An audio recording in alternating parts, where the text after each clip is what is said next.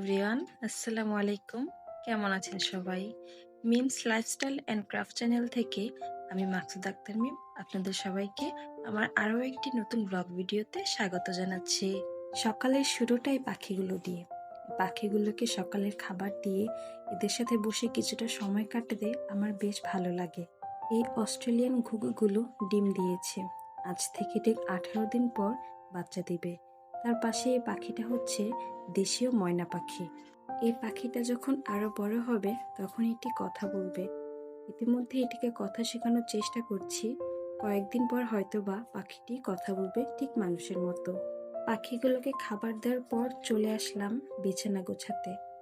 সকাল সকাল যদি বিছানাটা সুন্দর করে গুছিয়ে ফেলি তাহলে মনে হয় পুরো ঘরটাই যেন গোছালো। সকালে যদি বিছানা গোছানো না হয় তাহলে পুরো ঘরটা গোছালো থাকলেও এলোমেলো মনে হয়। তাই আমি চেষ্টা করি প্রত্যেকদিন সকালেই বিছানাটা সুন্দর করে গুছিয়ে নিতে। আজ আমার হাজবেন্ড সকাল সকাল ঘুম থেকে উঠেই বাজারে চলে গিয়েছে। আমার কিছু প্রয়োজনীয় জিনিস ছিল যেগুলো শেষ হয়ে গিয়েছিল, তাকে আনতে বলেছিলাম, কিন্তু সে তার পাশাপাশি অনেকগুলো মাছ নিয়ে এসেছে। গতকালকে আমি তাকে বলেছিলাম ফ্রিজে মাছ শেষ হয়ে গেছে, এই কথায় সে আজকে এতগুলো মাছ নিয়ে এসেছে। বাজারগুলো আমি এক এক করে পলিথিন থেকে বের করছিলাম, তখনই আমি দেখি সে একটি আস্ত জ্যান্ত শোল মাছ নিয়ে এসেছে। শোল মাছ আমি তেমন একটা পছন্দ করি না, তেমন একটা খাইও না, কিন্তু উনি যেহেতু শোল মাছ পছন্দ করে সেক্ষেত্রে প্রায় সে বাজার থেকে শোল মাছ নিয়ে আসে। সকালে বাজার করতে যাওয়ার সময় আমি তাকে বলেছিলাম কিছু সবজি নিয়ে আসতে। সে শুধু আলু এবং বেগুন নিয়ে এসেছে, কারণ বেগুন তার সবথেকে প্রিয় সবজি। এই জন্য প্রায় সবসময়ই কাঁচা বাজারের ক্ষেত্রে আমি বাজারে যাই। বেশ কিছুদিন ধরে আমার হাজবেন্ডের পায়ের জয়েন্টগুলোতে ব্যথা করত। সে ভেবে নিয়েছে হয়তোবা এটি ক্যালসিয়ামের জন্য। সেজন্য সে আজকে বাজার থেকে গরুর পায়া নিয়ে এসেছে এবং শোল মাছ, দেশীয় বাইম মাছ, চিংড়ি মাছ এবং কার্ফু মাছ নিয়ে এসেছে।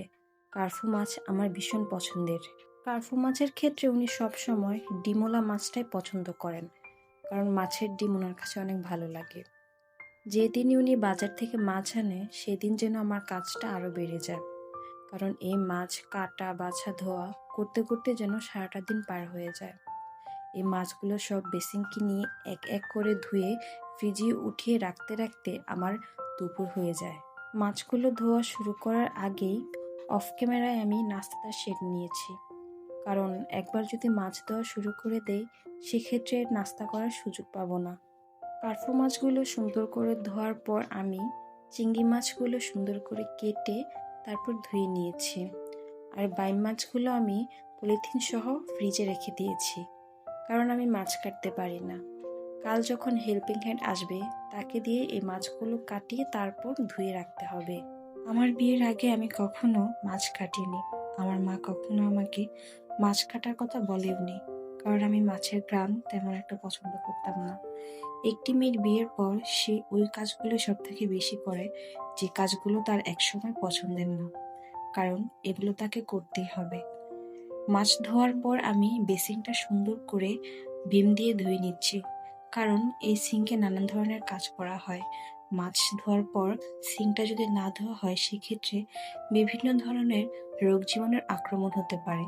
সেই জন্য আমি সবসময় মাছ ধোয়ার পর সুন্দর করে বেসিনটা ভিম দিয়ে ধুয়ে নিই। মাছগুলো ধোয়া এবং সিঙ্ক পরিষ্কার করার পরই আমি অফ ক্যামেরায় তরকারিগুলো কেটে নিয়েছি। তারপরে আমাকে রান্না করতে হবে, কারণ সকালের নাস্তার পর দুপুরের এবং রাতের রান্না আমি একসাথে করে ফেলি।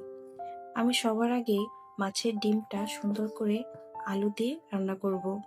আমার হাজবেন্ড এইভাবে মাছের ডিম আলু দিয়ে ভাজি অনেক পছন্দ করে, আমিও পছন্দ করি। তাই সবসময় চেষ্টা করি আমি আলু দিয়ে মাছের ডিমটা রান্না করতে।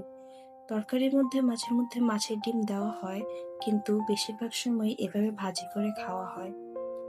ভিডিওর এ পর্যায়ে এসে বরাবরের মতোই ছোট্ট সে আবেদন, আমার ভিডিওর কথা এবং কাজ কোনো অংশ যদি আপনাদের কাছে একটু ভালো লেগে থাকে তাহলে অবশ্যই আমার ভিডিওতে একটি লাইক দিয়ে দিবেন, কারণ আপনাদের একটি লাইক আমার জন্য অনেক গুরুত্বপূর্ণ।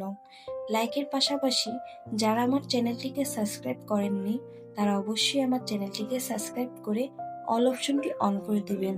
এতে করে আমার যে কোনো নতুন ভিডিও আপলোড দেওয়ার সাথে সাথে সেই ভিডিওটি আপনার কাছে পৌঁছে যাবে এবং আপনি আপনার সময় সুযোগ হিসেবে আমার ভিডিওটি দেখতে পারবেন।